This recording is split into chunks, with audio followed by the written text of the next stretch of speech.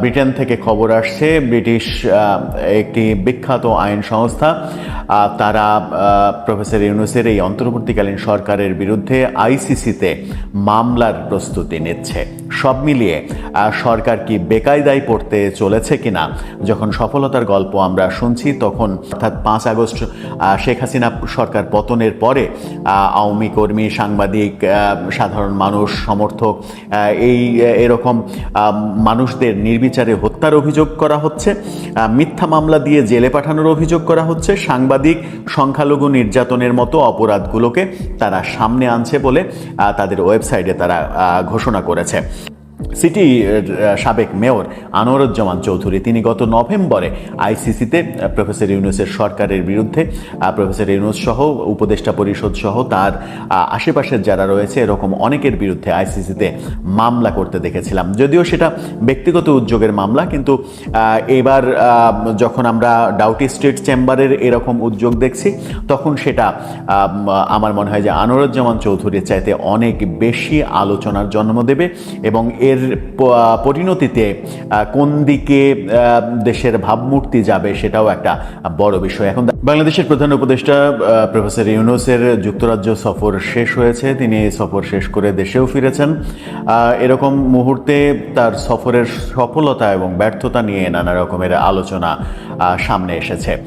সেই আলোচনায় মোটামুটি ঘি ঢেলে দিয়েছেন প্রধান উপদেষ্টার প্রেস সেক্রেটারি শফিকুল আলম। তিনি ফেসবুক স্ট্যাটাসে এই সফরে 5টি সফলতা এসেছে এমন দাবি করেছেন। এমন দাবি যখন তিনি করছেন তখন ব্রিটেন থেকে খবর আসছে, ব্রিটিশ একটি বিখ্যাত আইন সংস্থা তারা প্রফেসর ইউনূসের এই অন্তর্বর্তীকালীন সরকারের বিরুদ্ধে আইসিসিতে মামলার প্রস্তুতি নিচ্ছে। সব মিলিয়ে সরকার কি বেকায়দায় পড়তে চলেছে কিনা, যখন সফলতার গল্প আমরা শুনছি তখন বড় ধরনের বিপদেই পড়তে চলেছে কিনা সে চলে যাই মূল ভিডিওতে। বলছিলাম প্রধান উপদেষ্টা যুক্তরাজ্য সফরের সফলতা নিয়ে যখন কথা বলছেন প্রেস সেক্রেটারি শফিকুল আলম, তখন ব্রিটেন থেকে খবর আসছে সেখানকার একটি আইনি সংস্থা বাংলাদেশের বর্তমান অন্তর্বর্তীকালীন সরকারের বিরুদ্ধে আইসিসিতে, ইন্টারন্যাশনাল ক্রিমিনাল কোর্ট, সেখানে মামলা করার প্রস্তুতি নিচ্ছে এবং তারা তাদের ওয়েবসাইটে সেটা নিশ্চিতও করেছে। খুব শীঘ্রই তারা প্রফেসর ইউনূস সরকারের বিরুদ্ধে মামলা করতে চলেছে। দুটো আলোচনা দুটো দিক নির্ধারণ করে।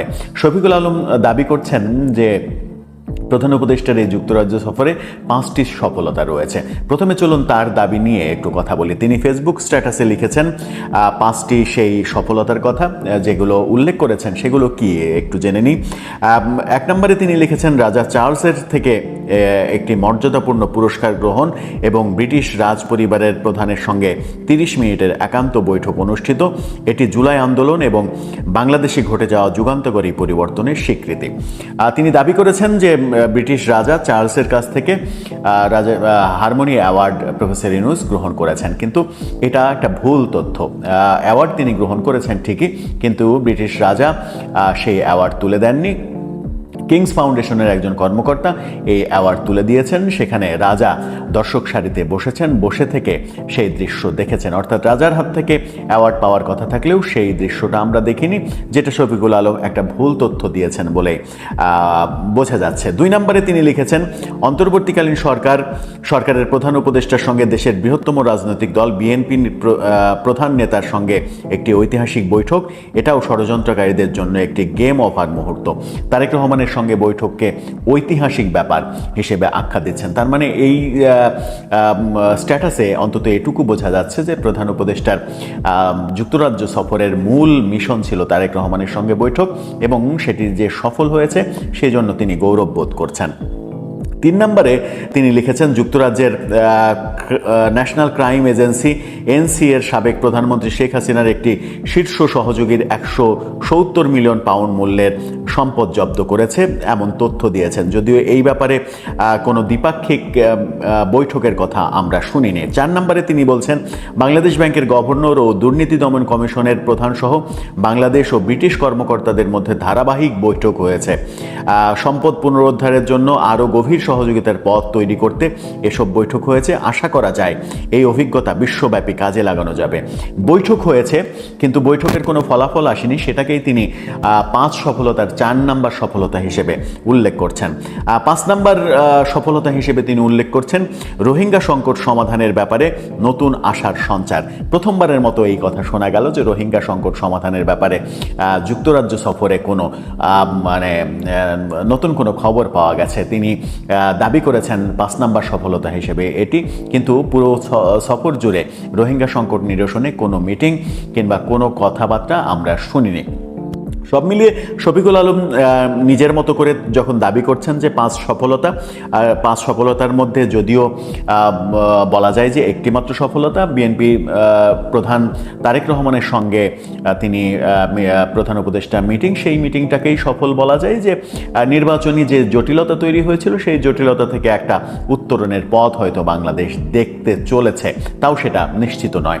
এই তো সফলতার গল্প যখন শফিকুল আলম লিখছেন, তখন আমরা ব্রিটেন থেকে খবর পাচ্ছি ব্রিটেনের বিখ্যাত আইন সংস্থা ডাউটি স্ট্রিট চেম্বার আইসিসিতে মামলার প্রস্তুতি নিচ্ছে। 4টি অপরাধকে, এই বর্তমান অন্তর্বর্তীকালীন সরকারের 4টি অপরাধকে সামনে নিয়ে, 4টি অপরাধকে আমলে নিয়ে তারা আইসিসিতে মামলার প্রস্তুতি নিয়েছে, প্রস্তুতি শেষ করেছে।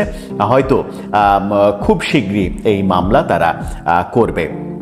সেখানে অপরাধগুলোর ব্যাপারে যে তথ্য এসেছে, তুলে ধরা হয়েছে, সেখানে নির্বিচারে হত্যা, অর্থাৎ 5 আগস্ট শেখ হাসিনা সরকার পতনের পরে আওয়ামী কর্মী, সাংবাদিক, সাধারণ মানুষ, সমর্থক, এরকম মানুষদের নির্বিচারে হত্যার অভিযোগ করা হচ্ছে, মিথ্যা মামলা দিয়ে জেলে পাঠানোর অভিযোগ করা হচ্ছে, সাংবাদিক, সংখ্যালঘু নির্যাতনের মতো অপরাধগুলোকে তারা সামনে আনছে বলে তাদের ওয়েবসাইটে তারা ঘোষণা করেছে।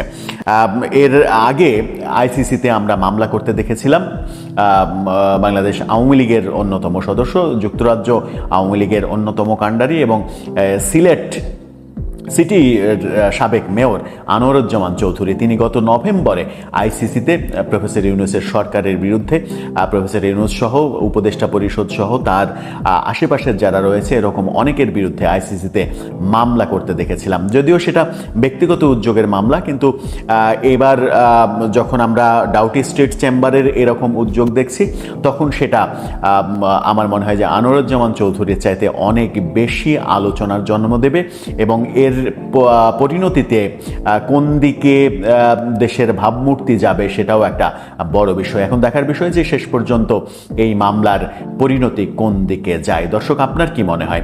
একদিকে যখন আমরা সফলতার গল্প শুনছি, তখন অন্যদিকে সরকারের বিরুদ্ধে আইসিসিতে, ইন্টারন্যাশনাল ক্রিমিনাল কোর্ট, সেখানে মামলার প্রস্তুতি নিচ্ছে ব্রিটেনের একটি আইন সংস্থা।